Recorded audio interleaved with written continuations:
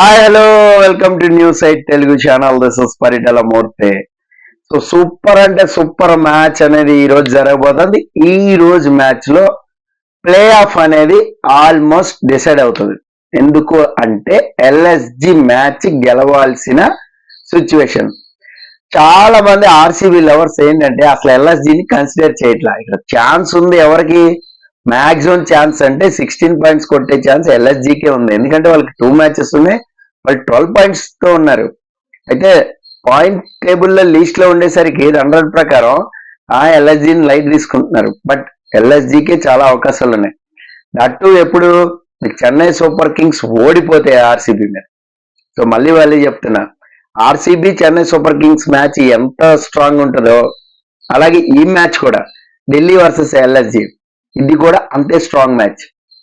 ఎందుకంటే ఇంకొక వైపు డీసీకి కూడా ఆ చిన్న టెక్నికల్ ఛాన్సెస్ అనేది ఈ మ్యాచ్ గెలిస్తేనే ఉంటాయి. ఈ మ్యాచ్ ఓడిపోతే ఇంక ఇంటికే సర్దేసుకోవడమే. దట్టు వాళ్ళు హోమ్ గ్రౌండ్స్ ఆడుతున్నారు కాబట్టి వాళ్ళకి అడ్వాంటేజ్ కూడా ఎక్కువ ఉంటుంది. రిషబ్ పంత్ మళ్ళీ టీంలోకి వస్తాడు, కెప్టెన్సీ చేస్తాడు. అలాగే జేక్ ఉన్నాడు, మీకు ఓపెనింగ్ పొరల్ మళ్ళా టీంలోకి ఓపెనింగ్ వాళ్ళిద్దరిది బాగుంది కాబట్టి కన్సిస్టెన్సీ మళ్ళీ తీసుకుని రావచ్చు. డేవిడ్ వార్నర్ బాయ్ని పక్కన పెట్టచ్చు.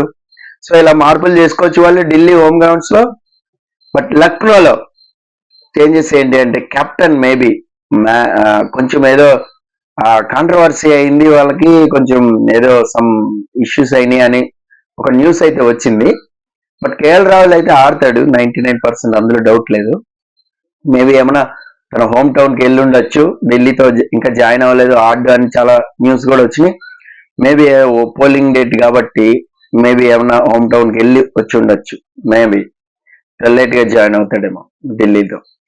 సో ఢిల్లీ మ్యాచ్ లో కేఎల్ రాహుల్ అనేది నాకు తెలిసి ఆడతాడు. ఆడకపోతే వచ్చిన రూమర్స్ అన్ని నిజమే అని నమ్ముతారు కదా అందరూ. సో ఖచ్చితంగా ఆడతాడు. సో గెలవాల్సిన మ్యాచ్ కాబట్టి ఈ మ్యాచ్ వాళ్ళు ఒక వ్యూహంతోనే డెఫినెట్ గా వస్తారు, అందులో డౌట్ లేదు. ఎందుకంటే ఎస్ఆర్హెచ్ తో చాలా చిత్తుగా ఓడిపోయి ఉన్నారు వాళ్ళు. సో అది ఉంటుంది మెయిన్. ఇంకా బాగా పర్ఫామ్ చేయాలని ఉంటుంది. ఎంత స్కోర్ కొట్టినా దాన్ని డిపెండ్ చేసుకునే టెక్నిక్ తోనైతే వస్తారు ఈసారి, అందులో డౌట్ లేదు. సో పిచ్ రిపోర్ట్ ఏం చెప్తుంది, బ్యాటింగ్ ట్రాక్, అందులో ఎటువంటి సందేహం లేదు. ఇక్కడ బాల్ స్వింగ్ అవడమో బౌన్స్ అవడం ఏం లేదు, బ్యాటింగ్ ట్రాక్ అంతే. బ్యాట్స్మెన్ కొట్టినోడు కొట్టినంత అన్నట్టు ఉంది బ్యాటింగ్ ట్రాక్ అంటే. ఎక్స్పర్ట్స్ చెప్పడం full flat pitch.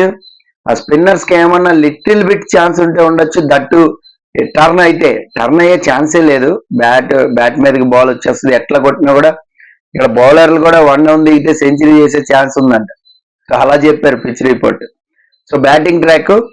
So LSG కానీ డీసీ కానీ టాస్ గెలిస్తే బ్యాటింగ్ తీసుకుంటారు. హ్యూజ్ స్కోర్ అనేది కొట్టి ఎవరైతే అపోనెంట్ ఉంటారో వాళ్ళకి మంచి ప్రెషర్ పెడతానికి అయితే ట్రై చేస్తారు. ఎల్ఎస్జి మ్యాక్సిమం టాస్ గెలిస్తే బ్యాటింగ్ తీసుకుంటుంది, డీసీ కూడా టాస్ గెలిస్తే బ్యాటింగ్ తీసుకుంటుంది. సో విన్నింగ్ మీటర్ ఏం చెప్తుంది, విన్నింగ్ మీటర్ అయితే హోమ్ గ్రౌండ్ అడ్వాంటేజ్ ఢిల్లీకే ఉంది 51%. అది కూడా జస్ట్ 1% ఎడ్జ్ ఢిల్లీకి ఉంది, 49% ఎల్ఎస్జికి ఉంది. బట్ మీ ప్రిడిక్షన్ ఏంటి మూర్తి గారు అంటే, నేనైతే ఖచ్చితంగా ఎల్ఎస్జికి వెళ్తా. ఎందుకంటే లాస్ట్ టైం వాళ్ళు ఓడిపోయి ఉన్నారు, వాళ్ళు ఎలా ఆడాలో తెలుసు వాళ్ళకి. అలాగే కేఎల్ రాహుల్ మళ్ళీ కంబ్యాక్ అయ్యి ఒక మంచి ఇన్నింగ్స్ ఆడాల్సిన టైం ఉంది, ఇది టైం వచ్చింది. ఎందుకంటే వరల్డ్ కప్ లో కూడా తన పేరు అనేది లేదు. సో అది ఖచ్చితంగా కసి అనేది ఉంటుంది. ఖచ్చితంగా ఆడాల్సిన మ్యాచ్.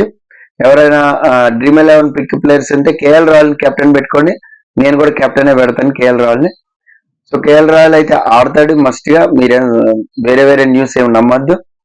అలాగే ఇంకా డీసీకి అగేనిస్ట్ గా వీళ్ళ బౌలింగ్ కూడా పదునై ఉంటది. ఎందుకంటే మనకు తెలుసు ఏ రేంజ్ లో బాదారు వీళ్ళ బౌలింగ్ అనేది. సో వీళ్ళ బౌలింగ్ డిపార్ట్మెంట్ ని వీళ్ళు ఫైన్ ట్యూన్ చేసుకుని వస్తారు. సో కాబట్టి డీసీ ఓపెనర్స్ కానీ మిడిల్ ఆర్డర్ కానీ ఖచ్చితంగా ఒక కళ్ళెం అంటారు కదా, దాన్ని అయితే వేస్తారు. ఇద్దరు ఫస్ట్ బ్యాటింగ్ చేసినా కూడా ఢిల్లీ బ్యాటింగ్ ట్రాక్ గా అయినా కూడా వీళ్ళ బౌలర్స్ ఎల్ఎస్జి బౌలర్స్ హోంవర్క్ చేసి అయితే వస్తారు, అందులో డౌట్ లేదు. అందుకని వాళ్ళు చాలా జాగ్రత్తగా వేస్తారు బాల్స్ ని. అంటే వైల్డ్ అండ్ యార్కర్స్ వేయడం, కొద్దిగా యార్కర్ బాల్ సేఫ్ బాల్ చేయడం, అంటే 6 వెళ్లకుండా సేఫ్ బాల్ అంటాం, సేఫ్ బాల్ చేయడం, ఇలాంటి బాగా ప్రాక్టీస్ చేసి వస్తారు. సో కాబట్టి ఎల్ఎస్జికి నా నా నా ప్రిడిక్షన్ ఏంటంటే ఎల్ఎస్జి గెలిచే ఛాన్స్ అయితే ఎక్కువగా ఉంది. అందుకే చెప్పా, ఎల్ఎస్జి ఈ మ్యాచ్ గెలిస్తే వాళ్ళు 14 పాయింట్స్ ఉంటారు. అప్పుడు చాలా టఫ్ అవుతుంది ప్లే ఆఫ్ అనేది, చాలా చాలా టఫ్ అవుతుంది. ఈవెన్ ఎస్ఆర్హెచ్ కూడా వరుసనే 2 మ్యాచ్లో 1 మ్యాచ్ గెలవాల్సి ఉంటుంది. అది గెలిచిందంటే కంఫర్టబుల్ గా 3rd పొజిషన్ సెటిల్ అవుతుంది. లేదంటే వాళ్ళు 2 ఓడిపోయారు అనుకోండి, ఇంకా అయిపోయినట్టే వాళ్ళది కూడా. ఎందుకంటే రన్ రేట్ ప్రకారం బాగున్నారు, కానీ ప్లే ఆఫ్ కి వెళ్ళాలి అంటే మాత్రం పాయింట్సే కదా, ఇక్కడ రన్ రేట్ తో ముఖ్యం ఉండదు. ఏది 16 పాయింట్స్ ఉంటే అప్పుడు ఎల్ఎస్జి 3rd ప్లేస్ కి వెళ్ళిపోద్ది. అప్పుడు ఎస్ఆర్హెచ్ 14 పాయింట్స్ తో 4th ప్లేస్ కుంటే అప్పుడు చెన్నై, డీసీ ఇంటికి వెళ్ళిపోవాల్సింది, ఆర్సీబీ. సో ఇక్కడ ఏంటి అంటే డీసీ కూడా నిలవాలి అంటే ఖచ్చితంగా గెలవాల్సిన మ్యాచ్, అలాగే ఎల్ఎస్జి ఖచ్చితంగా కొట్టాల్సిన మ్యాచ్. వాళ్ళ రన్ రేట్ కూడా చాలా పూర్గా ఉంది. సో ఈ మ్యాచ్ గెలిస్తేనే వాళ్ళు ఆ 16 పాయింట్ మార్క్ అనేది కొడతారు. ఈ మ్యాచ్ ఓడిపోతే ఇంకా వాళ్ళు out of the tournament, 100% out of the tournament. ఎందుకంటే రన్ రేట్ లేదు, ఎంత రన్ రేట్ తో గుంజి గెలిచినా లాస్ట్ మ్యాచ్ వర్కౌట్ అవుతుంది. ఎప్పుడు చెన్నై ఓడిపోతాయి ఆర్సీబీ మీద ఈ లెక్కలన్నీ కూడా. సో చెన్నై గెలిస్తే మాత్రం కంఫర్టబుల్ గా చెన్నై 4th పొజిషన్ లో సెటిల్ అయిపోతారు, వెళ్ళిపోతారు ఎస్ఆర్హెచ్ 1 మ్యాచ్ గెలిచినా కూడా. సో ఈ సినారియో అనేది చాలా బాగుంది. లాస్ట్ కి వచ్చేసరికి చాలా డిఫికల్టీ ఉంది 3rd, 4th పొజిషన్స్ అనేది.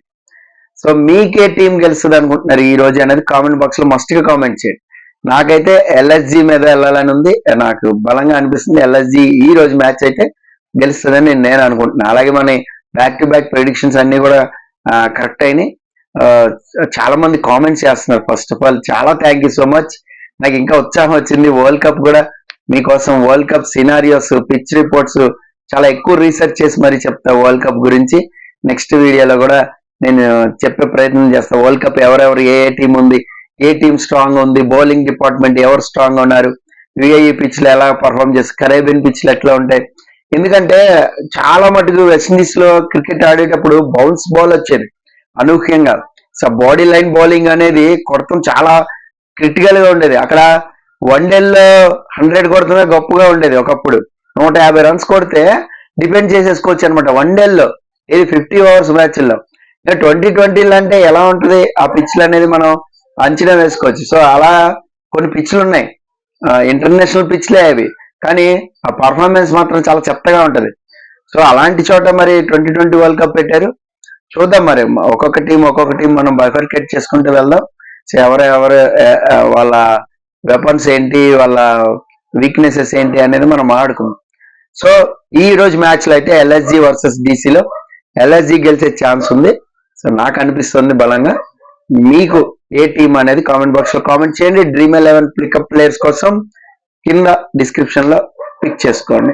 ఎవరైనా రీప్లేస్ అయితే రీప్లేస్ చేసుకోండి. Okay, this is Paritala Murthy signing off. By by.